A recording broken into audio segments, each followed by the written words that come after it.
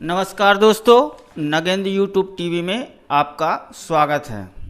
दोस्तों, आज हम बताएंगे जो मध्य प्रदेश में लाडली बहन योजना है उसमें कौन बहना फ़ायदा नहीं ले सकती हैं, कौन इस योजना का लाभ नहीं ले सकते। तो ध्यान से वीडियो पे बने रहें और बताएं कौन इस योजना के लिए अपात्र हैं, कौन अप्लाई नहीं कर सकते। तो दोस्तों, यह योजना मध्य प्रदेश के निवासियों के लिए स्टार्ट की गई है।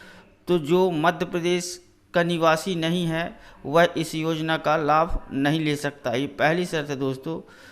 दूसरा, 0 से 23 वर्ष की जो महिला, चाहे वो विवाहित हो, 0 से 23 साल तक की जो महिला या बच्ची विवाहित हो अविवाहित हो, वह भी इस योजना का लाभ नहीं ले सकती। 0 से 23 की, चाहे वह शादीशुदा महिला हो या अविवाहित लड़की हो, वह इस योजना का लाभ नहीं ले सकती। एवं दूसरा, जो 60 वर्ष की ऊपर की महिला हैं, चाहे वह कोई भी है, विवाहित, परित्यक्ता, कुछ भी है, वह इस योजना का लाभ नहीं ले सकती। परंतु जो महिला 60 वर्ष से ऊपर है और उनको यदि 600 की पेंशन मिल रही है, चाहे वह विधवा की हो या वृद्धावस्था पेंशन हो, तो उनकी पेंशन 1000 ज़रूर कर दी जाएगी। मतलब उनकी पेंशन की राशि ही बढ़ा दी जाएगी। परंतु जिनको पेंशन नहीं मिलती है वह 60 वर्ष के ऊपर हो गई हैं, तो उनको लाडली बहना योजना का फ़ायदा नहीं मिलेगा। हाँ, पर जिनको पेंशन मिल रही है उनकी पेंशन 600 से 1000 कर दी जाएगी। और कौन फ़ायदा नहीं ले सकता? जिन परिवार की 5 एकड़ से ज़्यादा ज़मीन है, पूरे परिवार को मिला के 5 एकड़। परिवार में कौन आएगा? पति, पत्नी एवं उसके बच्चे। यदि बच्चे और पत्नी और पति के नाम मिला के 5 एकड़ से ज़्यादा ज़मीन है तो उस घर के कोई भी बहना लाडली योजना का फ़ायदा नहीं ले पाएगी।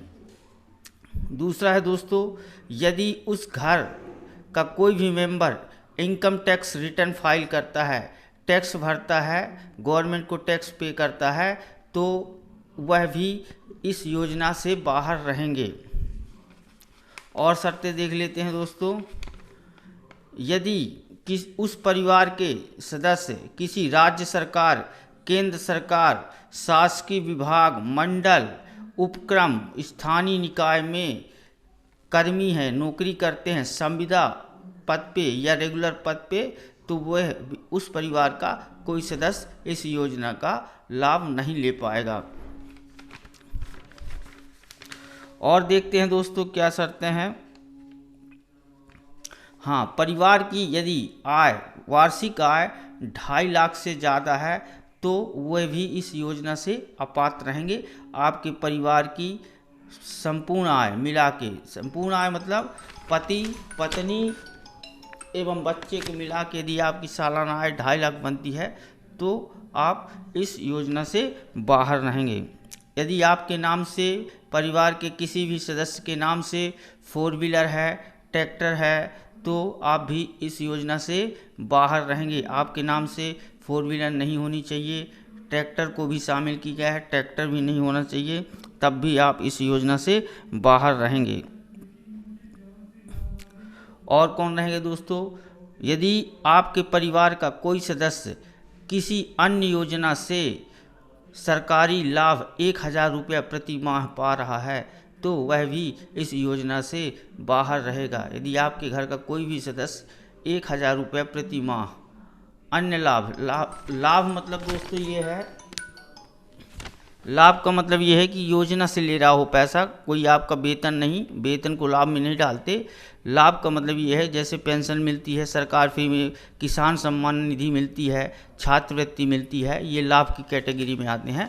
तो आपके परिवार को यदि 1000 रुपया महीना मतलब 12,000 साल के अन्य योजना से आ रहे हैं तो आप इस योजना से बाहर रहेंगे।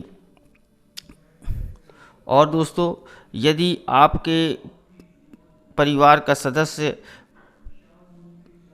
पंचायत में पंच और उप सरपंच है तो इनको तो मिलेगा, लेकिन यदि आपके घर का कोई सदस्य सरपंच है, सरपंच का परिवार भी इस योजना से बाहर रहेगा।